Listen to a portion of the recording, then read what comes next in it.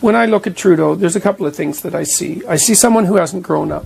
I mean, one of the most appalling things about the budget, as far as I was concerned, is that it provides ample evidence, if such was not sufficiently provided already, that Trudeau is exactly what you would be afraid of if you were afraid of him.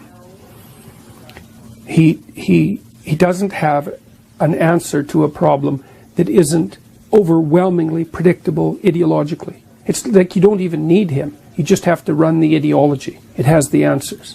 What's the big problem? Equity between men and women. It's like, sorry, that's not the big problem. That's not even, you're not even scratching the surface of the problem with that approach. And your solutions, it's like you can learn those solutions your first week in women's studies. They're not solutions. They're the sorts of solutions that children toy with when they have no idea what they're contending with. Yeah, well, there's not a lot there, I'm afraid. Fixing these complex systems is unbelievably complicated, and you're likely to make them worse when you're mucking about with them haphazardly, right? And so it's way easier just to do this. Trudeau said it back in, wasn't it 2016? Why are half the cabinet women? Because it's 2000 and, was it 16 or 15? Yeah. Well, it's almost impossible to overstate how shallow that comment is, and how not only shallow, but it's also casually malevolent in an unconscious sense, because he had a job to do, which was to evaluate his MPs thoroughly and skeptically and pick the best people, period. But that isn't what he did. He said, oh, well, it's 2016, so I'll appoint half women. It's like, well, everybody gave him a pass on that, and so here we are. Now we have a budget that's equity focused. Yeah, well, good luck with that. When I look at Trudeau, there's a couple of things that I see. I see someone who hasn't grown up. So he's Peter Pan. I see someone he knows how to behave in public. That's one thing you can say about him. He's got that easy charisma and charm that comes from being good looking, being from a favored background, the favored background that he's from. He's got by on that.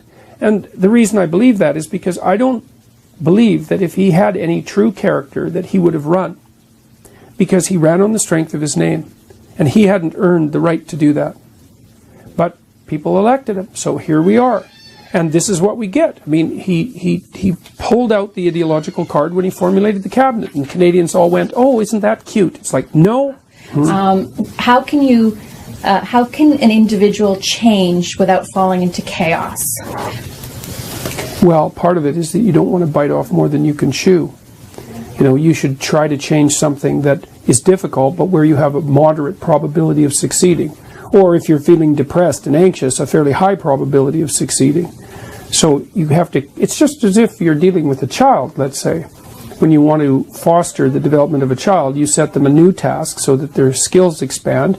You don't want it to be so difficult that their probability of failure is overwhelming. There's no utility in that, but you don't want it to be so easy that they can already do it, right? And that it's also partly, you don't want it to be so easy because there's no intrinsic joy of mastery in mastering a task that's too easy. So if you calibrate it properly, then you get to have your cake and eat it too, right? Because the skill expands. That's called the zone of proximal development. That was discovered by a Russian psychologist named Vygotsky. He was a very good psychologist, and one of the things he noted was that parents, adults, automatically talk to children at a level that slightly exceeds their current comprehension ability. We do that we don't have to be taught to do that. We do that automatically. And obviously we'd have to do that because otherwise children wouldn't learn how to talk. But you want to have yourself in the zone of proximal development all the time, really. Well, maybe not when you're relaxing, you know, but generally you want to be in a place that you've reasonably well mastered, while at the same time extending your skills. It's optimal because then things are under control and turning out the way you need and want them to, but your ability to master new areas is also growing. And I would say that's associated with people's intrinsic sense of meaning. Now, the meaning is a real instinct, as far as I can tell, neurologically speaking, and it signals that not only are you somewhere that's working, but that you're getting better at the same time. So that's what an athlete does when he or she pushes past a limit, you know. You don't want to hurt yourself, obviously, but you don't want to you don't want to just stay, and you don't want to hurt yourself, and you don't want to be somewhere where you're completely incompetent. You want to be somewhere secure but challenging, and that's what makes your life meaningful. But perhaps that's an antidote to modern parenting that you're proposing. A lot of you talk in the book about how happiness is not a reasonable goal, not it's a shallow goal, because, well, the problem with happiness is that there's lots of times you're not going to be happy. I mean, life is hard. You don't have to scratch. This is one thing you learn as a clinical psychologist very rapidly, but I think people know this anyways. You don't have to scratch very far below the surface in most people's lives to find a pretty damn deep well of tragedy, and not only tragedy but often malevolence, sometimes on their part, but sometimes because they've been subject to betrayal and abuse and scandal and all sorts of things. And there's virtually no one who doesn't have that deeply embedded into their narrative. It's like happiness doesn't address that. You need a reason to keep you going when things are falling apart around you, because there's going to be a lot of your life where, you have a sick parent, or you have a sick child, or your health isn't good yourself, or your marriage is unstable at the moment, or you're dealing with a financial crisis, or it's just one thing after another. Everyone knows this. And so meaning is a much more robust antidote than happiness. Happiness is great, man. If it comes along, it's like, welcome it, and be grateful for it, but it's a side effect and not a goal. Can I ask about why the 12 rules? You mentioned that you had started helping people online. I think you wrap up the book by saying you hope that this is useful to people. Mm-hmm. Your book is topping on the Amazon charts. Your audiences are quite large. New York Times doesn't approve of it, though. Okay, all right then, but yep. Others do. And yep. So what was your purpose? What was your goal in this book? Well, I'll tell you a story. So I was in LA 3 weeks ago, and I had given a talk there, and I was walking down the street the next day, and this kid pulled up beside me in a car and hopped out, and he was a Latino kid, probably 19 or 20. He popped over, and he was all happy to see me and sort of bouncing around, and he said that he'd been listening to my lectures a lot, and then he said, it's really straightened out my relationship with my dad, really a lot. And then he said, just wait a minute, and then he ran back to the car, and he got his dad out.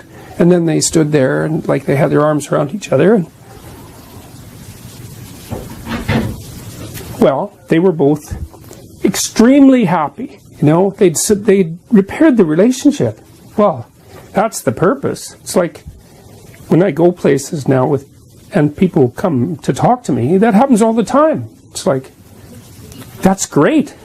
Are you surprised? Couldn't be better. That's so good. It was so fun to see that, when they were genuine about it. So, yeah, that's really good.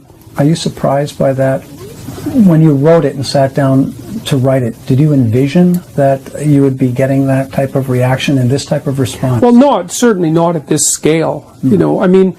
I had taught this course called Maps of Meaning, which was based on my first book, and it also had an influence on my personality course. And I got a lot of student feedback on that course. I've been teaching it since 1993, and the vast majority of the feedback was, this course changed my life. And I knew that I was dealing with things that were fundamental. I was aiming to deal with things that were fundamental. I'm aiming to deal with tragedy and malevolence, and those are fundamental. And so I knew that. And, the work that I've done incorporates a lot of the wisdom of some of the greatest thinkers of the 19th and 20th century, the clinicians in particular. There were some great clinicians in the 20th century, there's a dozen of them probably, maybe more. And a lot of what they learned is really helpful. If you read, Carl Rogers is a good example. I talk about him in chapter 9, rule 9, which is assume that the person that you're listening to knows something you don't. And there's very practical advice there in how to conduct a conversation with an intimate partner. And one of the rules is, listen, because you want to have the same damn argument for the rest of your life? It's like, listen, you're not there to win the argument, because you have to live with that person. So winning is a really bad strategy. Peace is a good strategy. Well, so you listen to them, and then you tell them back what they said. And if they agree with you, well, then you've got it. At least they know you've heard them. That's something. And it also stops you from being able to turn them into a straw man. And, if you really do it intelligently, maybe you happen to be a better better verbally than your partner. Doesn't mean you're right. Just means you're better verbally. And so if they've got something to tell you, well, then maybe you also have to help them restate their argument so that it's even stronger. You think, well, why in the world would I do that? And the answer is, well, you got a lot of days coming up, and maybe you don't want to have the same fight every day. You know, I had a client at one point who was spending about 45 minutes a night putting his son to sleep, 4 years old, something like that. And this is very common.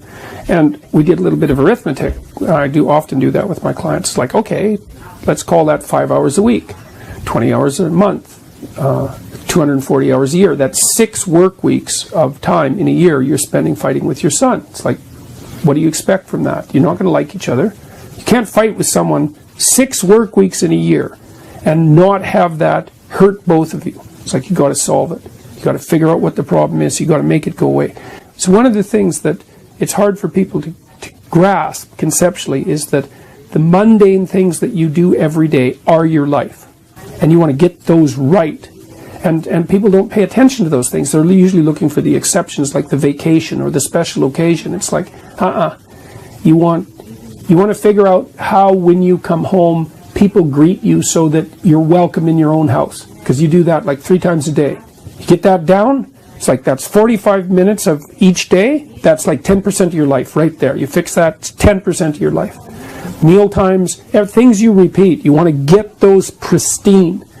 And that Carl Jung said that people in the modern world don't see God because they don't look low enough, which is he's so brilliant, such a brilliant idea. But it has to do with this willingness to contend with the hypothetically mundane realities of day-to-day life. Whatever happens day to day is not mundane.